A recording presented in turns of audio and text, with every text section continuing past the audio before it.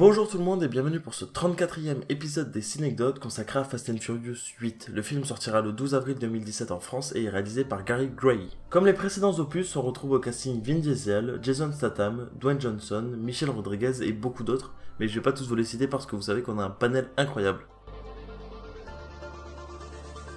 Pour cette première anecdote, on va parler réalisation et plus précisément réalisateur. On a eu de multiples réalisateurs pour toute la saga. Le premier opus a été réalisé par Rob Cohen, le second par John Singleton, les 3, 4, 5 et 6 par Justin Lee, le 7 par le maître de l'horreur James Wan et le 8 par Gary Gray comme je vous le disais tout à l'heure. Il a aussi réalisé des films comme Braquage à l'italienne, Un homme à part ou NWA Straight Outta Compton.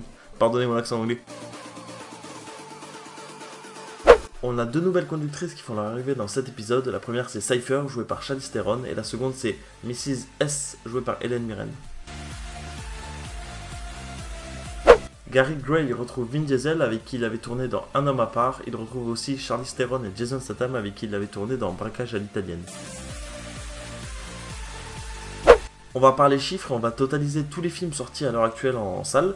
Si on compte uniquement les sorties en salle, la saga a rapporté 4 milliards de dollars, plutôt rentable.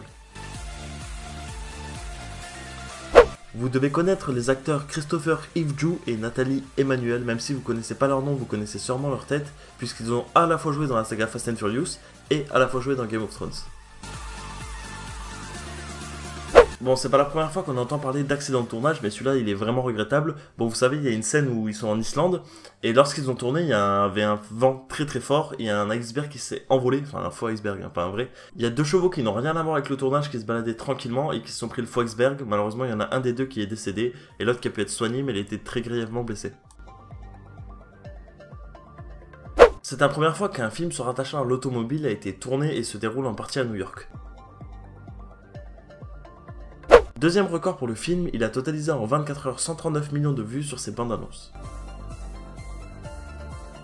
Vous savez que Fast and Furious c'est un film autour des voitures et vous vous demandez peut-être combien ils mettent de budget à chaque fois dans les voitures. Le film a été tourné pour un budget d'environ 230 millions il me semble, et ils ont mis à peu près 17 millions dans les voitures.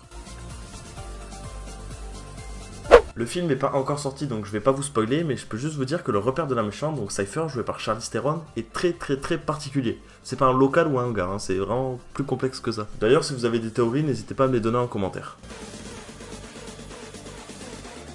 Dennis McCarthy a concocté depuis Los Angeles des bolides équipés pour s'adapter à des sols gelés, des monceaux de neige et des températures frigorifiques. Ouais, autrement dit l'Islande. Parmi eux, on peut compter la Dodge Ice Charger de Dom, la Dodge Ice Ram Truck de Hobbs ou encore la Rally Fighter de Letty. On est d'accord, Dwayne Johnson à la base il a un petit peu de muscles, mais pour le film il a subi encore un programme particulier et il a pris un total de 9 kg de muscles. Si le film vous plaît, n'hésitez pas à aller le voir en salle dès sa sortie, il va encore faire un gros chiffre de toute manière. Si vous avez des questions ou des remarques, je suis preneur, n'hésitez pas à me les dire ou à me les poser en commentaire. Je vous remercie d'avoir regardé cet épisode et je vous dis à mercredi.